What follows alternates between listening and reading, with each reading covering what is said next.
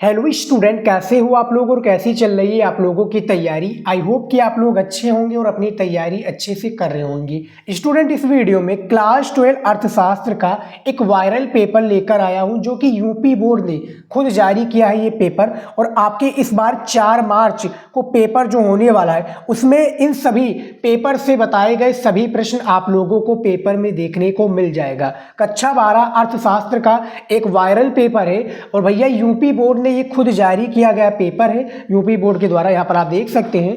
और ये काफ़ी इंपॉर्टेंट इस पेपर में बताए गए प्रश्न हैं जो आपके 4 मार्च के पेपर में आप सभी को देखने को मिल जाएगा। तो वायरल पेपर है, इसके बताए गए प्रश्नों को मैं चलिए दिखा देता हूं आप लोगों को। और आप लोगों को अभी से इस बताए गए प्रश्न के उत्तर को तैयार कर लेना है क्योंकि पेपर में इससे बाहर आप लोगों को नहीं आएगा। जो पेपर आप लोगों का कंडक्ट कराती है बोर्ड, यूपी बोर्ड, उसी के द्वारा ये ऑफिशियल पेपर है उसका, ठीक है, इकोनॉमिक्स का। ऐसे हर एक सब्जेक्ट का वो ऑफिशियल पेपर हर साल जारी करता है। तो इस बार इस साल भी जारी किया है। तो इसके बताए गए प्रश्नों को चलिए मैं आपको दिखा देता हूं।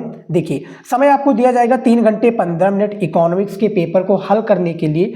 प्रतिदर्श प्रश्न पत्र 2024-25, क्योंकि सिलेबस चेंज नहीं हुआ है तो पेपर आपका यही रहेगा। पूर्णांक आप लोगों का 100 नंबर का पूर्णांक होता है इकोनॉमिक्स में। निर्देश में देखिए कि प्रारंभ के 15 मिनट परीक्षार्थियों को प्रश्न पत्र पढ़ने हेतु निर्धारित है। तो ये 15 मिनट पेपर आप लोग अच्छे से पढ़ लीजिएगा। नोट में देखिए सबसे पहला कि सभी प्रश्न अनिवार्य है, यानी इस पेपर में जितने भी प्रश्न दिए गए हैं फालतू प्रश्न नहीं है, सभी प्रश्न अनिवार्य है। दूसरा पॉइंट है कि प्रत्येक प्रश्न के निर्धारित अंक उसके सम्मुख अंकित है। जैसे यहाँ पर देखिए ये आपका बहुविकल्पी है तो 1 नंबर दिया जाएगा। फिर आपका लघु का लिए आपको कितने नंबर दिए जाएंगे, 6 नंबर।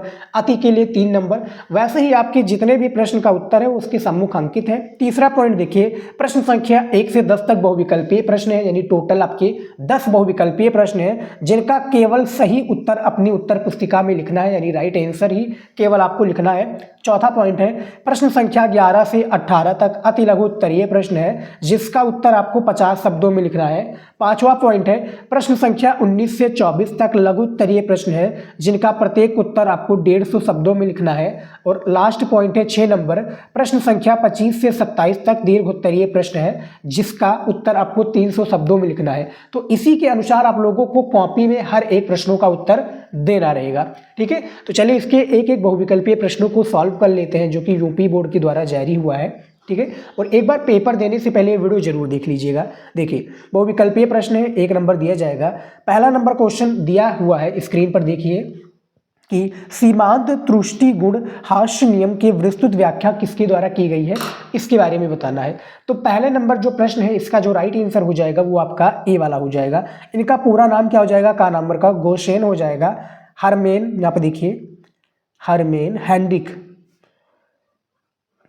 हेनरिक गोसेन इनका पूरा नाम हो जाएगा, ठीक है स्टूडेंट। पेपर में आपका ऐसे ही आएगा, हरमेन हेनरिक गोसेन हो जाएगा। पहले नंबर क्वेश्चन का वाला ऑप्शन बिल्कुल सही हो जाएगा इनका राइट आंसर, ठीक है। इसी तरीके से क्वेश्चंस में आएगा आपका, यानी पेपर में आएगा क्वेश्चन इसी तरीके से।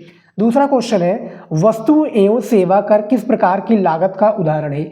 1 नंबर का ये क्वेश्चन है और आपको 1 नंबर यहाँ पर दिया जाएगा। इसका उत्तर देखिए, क्या स्थिर लागत हो जाएगा, बिल्कुल भी नहीं। सीमांत लागत हो जाएगा, बिल्कुल भी नहीं। अवसर लागत हो जाएगा, बिल्कुल भी नहीं। यहाँ पर परिवर्तनशील लागत हो जाएगा, यानी घा वाला। जीएसटी और जीडीपी, ठीक है, दोनों में डिफरेंस है, ठीक है। दोनों का फुल फॉर्म भी अलग थे और दोनों का कार्य भी अलग है स्टूडेंट। देखिए, जीडीपी का अर्थ है, ठीक है, ग्रॉस डोमेस्टिक प्रोडक्ट। जीएसटी का गुड सर्विस टैक्स। तो दोनों का अलग कार्य है। वस्तु एवं सेवा का किस प्रकार का लागत है, परिवर्तनशील लागत का। दूसरे का आपका घा वाला राइट आंसर हो जाएगा। अगला क्वेश्चन देखिए यहाँ पर 3 नंबर, पूर्ण प्रतिस्पर्धा बाजार के लिए निम्नलिखित में से कौन सी दशा है। तो जो पूर्ण प्रतिस्पर्धा बाजार है के लिए, इसके लिए कौन सी निम्नलिखित में से दशा है, 1 नंबर का एक क्वेश्चन है। इसमें देखिए इन चारों में से राइट आंसर क्या होना चाहिए। इनमें से आपका राइट आंसर का वाला हो जाएगा, औसत आय इक्वल टू सीमांत आय हो जाएगा आपका बिल्कुल करेक्ट आंसर, यानी तीसरे का नंबर ऑप्शन आपका सही हो जाएगा। 4 नंबर क्वेश्चन देखिए, निम्न समीकरणों में से कौन सा समीकरण गलत है, यानी इनमें से कौन सा समीकरण है स्टूडेंट जो कि गलत है आपको बताना है। इनमें से राइट आंसर क्या होना चाहिए?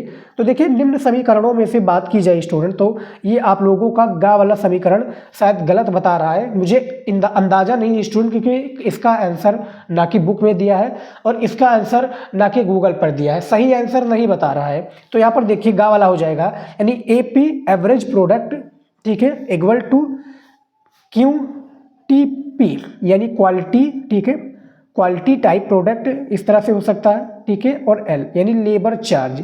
ये इनमें से समीकरण का बताया गया है कि जो कि गलत है। तो 4 नंबर का आपका गा वाला ऑप्शन बिल्कुल सही हो जाएगा। यानी समझाने में टाइम लगता है स्टूडेंट। उसके बाद में देखते हैं अगला। यहाँ पर देखिए 5 नंबर क्वेश्चन देखिए कि यदि पूर्ति बेलोचदार है, तो यदि जो पूर्ति है क्या है, ये बेलोचदार है, तो क्या होगा? 1 नंबर का क्वेश्चन है, इसका आंसर देखिए। तो इसमें से राइट आंसर आपका का वाला हो जाएगा, ठीक है, EC इक्वल टू O हो जाएगा यदि पूर्ति क्या है, बेलोचदार है। तो 6 नंबर क्वेश्चन देखिए, विश्वव्यापी आर्थिक मंदी का काल क्रम क्या था?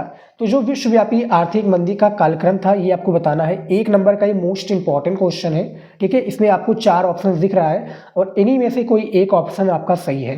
तो इनमें से जो राइट आंसर हो जाएगा 6 नंबर में से आपको बताना है, इनमें से आपका शायद ये हो जाएगा घा वाला। 1929 से लेकर, ठीक है, 1939 तक ये कार्यकाल चला था स्टूडेंट, 39-40 तक, क्योंकि भैया पूरी दुनिया में जो है आर्थिक मंदी था, क्योंकि भैया अमेरिका में होगा तो पूरी दुनिया में क्राइसिस देखने को आपको मिलेगा। 7 नंबर क्वेश्चन देखिए, अर्ध टिकाऊ वस्तुओं में शामिल होती है। तो जो अर्ध टिकाऊ वस्तुएं हैं, इसमें जो शामिल होती हैं वो क्या शामिल होती हैं आपको बताना है। 1 नंबर का ये भी क्वेश्चंस काफ़ी इंपॉर्टेंट है और इनमें से बात की जाए क्या, क्रॉकरी भी हो जाएगा, रेफ्रिजरेटर हो जाएगा, वातानुकूलित हो जाएगा, ठीक है, यानी ये सभी हो जाएगा। वातानुकूलित यानी फ्रिज एक प्रकार से हो जाएगा, यानी कूलर वगैरह हो जाएगा शायद। तो 7 नंबर का घा वाला ऑप्शन जो है आपका बिल्कुल सही हो जाएगा।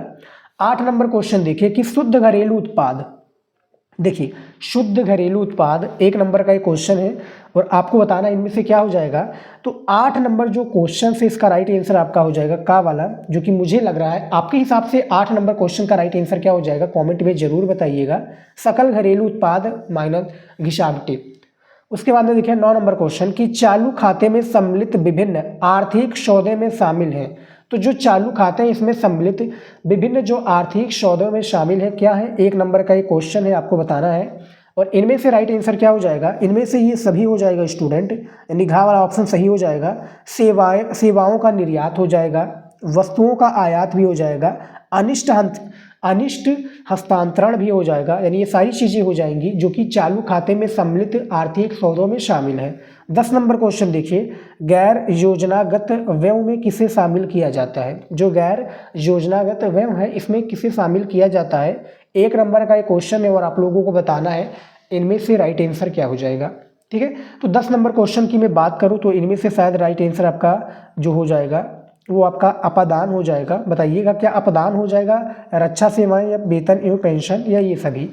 तो 10 नंबर क्वेश्चन का राइट आंसर क्या होना चाहिए, जल्दी से आप लोग कमेंट में बता दीजिए यदि आपको पता है तो। अब चलिए देख लेते हैं स्टूडेंट अगला क्वेश्चन अति लघु उत्तरीय प्रश्न का, ठीक है। अति लघु उत्तरीय प्रश्न आपके टोटल पेपर में बात करूं तो 8 अति लघु उत्तरीय प्रश्न अर्थशास्त्र का पूछा जाता है। प्रत्येक प्रश्न जो होता है 3 अंक का होता है, यानी 3 नंबर का होता है। ये देखिए 11 नंबर प्रश्न दिया हुआ है, औसत आय की गणना किस प्रकार की जाती है इसके बारे में बताना है, ठीक है। आपको औसत आय की गणना कैसी की जाती है इसका आंसर आप लोगों को क्वेश्चन बैंक में मिल जाएगा। 12 नंबर प्रश्न है, अर्थशास्त्र में बाजार की परिभाषा दीजिए। तो अर्थशास्त्र में जो बाजार की परिभाषा है ये आप लोगों को देना है और जो आपका शायद फर्स्ट चैप्टर है, ठीक है, उसी से लिया गया आपका ये क्वेश्चन है 12 नंबर का, अर्थशास्त्र में बाजार की परिभाषा। 13 नंबर प्रश्न देखिए, वाणिज्यिक बैंक से क्या तात्पर्य है इसके बारे में आपको बताना है। जो वाणिज्यिक बैंक होता है इससे तात्पर्य क्या होता है बेसिकली, इसके बारे में आपको डिटेल से बताना है, ठीक है। 14 नंबर क्वेश्चन देखिए कि अस्फीति अंतराल को परिभाषित करें। और आप लोग हमारे रेगुलर स्टूडेंट होंगे तो आपको पता होगा इस क्वेश्चन का आंसर। तो अस्फीति अंतराल को परिभाषित करें, ये भी 3 नंबर का क्वेश्चन है। तो 8 गुणे 3 कितना हो जाएगा, 8 3 24 नंबर आपको शायद यहाँ पर पक्का मिल जाएगा, ठीक है स्टूडेंट। 24 नंबर आपका इसमें कंफर्म देखने को मिलेगा आपको। अब देख लेते हैं अगला क्वेश्चन 15 नंबर देखिए, टोटल 8 क्वेश्चन है ना। 15 नंबर देखिए, बचत को निर्धारित करने वाले तत्वों के नाम लिखिए। तो जो बचत को निर्धारित करते हैं उनके तत्वों का नाम लिखना। 3 नंबर आपको यहाँ पर दिया जाएगा। 16 नंबर क्वेश्चन देखिए, भारत की वर्तमान मुद्रा प्रणाली के किन्हीं 3 बिंदुओं का वर्णन करें। यह भी 3 नंबर का एक मोस्ट इंपॉर्टेंट क्वेश्चन है और भारत की जो वर्तमान मुद्रा प्रणाली है इसके किन्हीं 3 बिंदुओं का वर्णन करना है। 17 नंबर क्वेश्चन देखिए, केंद्रीय बैंक से क्या तात्पर्य है, इसके मानात्मकता या फिर देखिए मानात्मक उपकरण के नाम लिखिए। तो ये भी 3 नंबर का क्वेश्चन है। 18 नंबर क्वेश्चन है कि वस्तु विनिमय प्रणाली के 3 दोषों का वर्णन कीजिए। तो जो वस्तु विनिमय प्रणाली है इसके किन्हीं 3 दोषों का वर्णन करना है। तो टोटल बात की जाए तो स्टूडेंट तो 4 क्वेश्चन से 4 क्वेश्चन से अति लघु उत्तरीय के आपके 8 क्वेश्चंस कंप्लीट हो जाते हैं। अब देखिए लघु उत्तरीय प्रश्न आ चुका है। ठीक है, लघु उत्तरीय प्रश्न की बात की जाए तो आपके 6 क्वेश्चंस होते हैं। टोटल कितने 6 क्वेश्चंस होते हैं और आप लोगों को कितने नंबर दिए जाएंगे, छकाओ 36 नंबर आप लोगों का इसमें पक्का हो जाएगा। 100 शब्दों में इसका आंसर शायद देना होता है। मैं दिखा दूँ एक बार फिर से आपको लोगों को निर्देश, ये देखिए नहीं यहाँ पर आपको 150 शब्दों में इसका आंसर देना पड़ेगा। तो यही 100 से लेकर 125 से 150 शब्दों में दे देना है। 19 नंबर क्वेश्चन देखिए, यहाँ पर मांग का अर्थ एवं परिभाषा लिखिए। जो मांग होता है ना इसका अर्थ एवं परिभाषा आपको लिखना है और ये शायद आपका जो 2nd या 3rd चैप्टर है उससे लिया गया क्वेश्चन है अर्थशास्त्र में। 6 नंबर दिया जाएगा। 20 नंबर क्वेश्चन देखिए कि कुल आय को उदाहरण द्वारा समझाइए। जो कुल आय है इसको उदाहरण द्वारा समझाना है, डिटेल से आपको बताना है। 21 नंबर क्वेश्चन है कि पूर्ण प्रतियोगिता एवं एकाधिकार के मध्य अंतर स्पष्ट कीजिए। तो जो पूर्ण प्रतियोगिता एवं एकाधिकार के मध्य अंतर स्पष्ट करना, ये भी 6 नंबर का एक मोस्ट इंपॉर्टेंट प्रश्न है। 22 नंबर क्वेश्चन है सरकारी बजट के कोई 3 उद्देश्य बताइए। तो 6 नंबर का ये भी प्रश्न है आप लोगों का, सरकारी उद्देश्य के हमें कोई 3 बजट के बारे में बताना है। आप देखिए बजट के कोई 3 उद्देश्य बताइए। 23 नंबर क्वेश्चन देखिए, स्फीतिक अंतराल और अस्फीतिक अंतराल के किन्हीं 4 अंतरों को समझाइए। ठीक है, 1.5 नंबर दिया जाएगा आपको एक एक अंतराल को समझाने के लिए। 24 नंबर है कि मुद्रा के कार्यों को समझाइए। तो टोटल बात की जाए तो कितने क्वेश्चन है स्टूडेंट, टोटल आपके 6 क्वेश्चन है। देखिए 3, ठीक है, और 3 6, टोटल 6 क्वेश्चन है और 6 क्वेश्चन के आंसर आप लोगों को अच्छे से देना पड़ेंगे, तब जाकर आप लोगों को कितने नंबर दिए जाएंगे, छकाओ 36 नंबर आप लोगों का बिल्कुल कंफर्म हो जाएगा। यहाँ पर आप देख सकते हैं। उसके बाद में देखिए अब आ चुका है विस्तृत उत्तरीय प्रश्न। विस्तृत उत्तरीय प्रश्नों की बात की जाए तो टोटल आपको 3 प्रश्नों का उत्तर देना पड़ेगा। 25 नंबर क्वेश्चन देखिए कि उपभोक्ता संतुलन से क्या आशय है, तटस्थता वक्र विश्लेषण से उपभोक्ता का संतुलन समझाइए। ठीक है, अथवा करके क्वेश्चन दिया हुआ है। देखिए प्रतियोगिता के आधार पर बाजार के वर्गीकरण की विवेचना कीजिए। तो 10 नंबर का ये क्वेश्चन है। दोनों में से केवल एक ही प्रश्नों को आपको करना है पेपर में, समझ में आ गया। लेकिन फिलहाल के लिए मैं बात करूं तो सारे प्रश्नों को आपको तैयार करना पड़ेगा, क्योंकि क्वेश्चंस कहां से पूछा जा सकता है ये किसी को नहीं पता है विद्यार्थी। देखिए 26 नंबर क्वेश्चन है कि फ्लक्स की प्रतिशत अथवा अनुपातिक विधि को समझाइए। अथवा करके दिया हुआ है कि उच्चतम कीमत सीमा और न्यूनतम कीमत सीमा के अर्थ और निहितार्थ समझाइए। ये भी 10 नंबर का एक क्वेश्चन है। और 27 नंबर क्वेश्चन देखिए कि औसत और सीमांत लागत में संबंध रेखा चित्र के माध्यम से स्पष्ट कीजिए। ये भी 10 नंबर का क्वेश्चन है।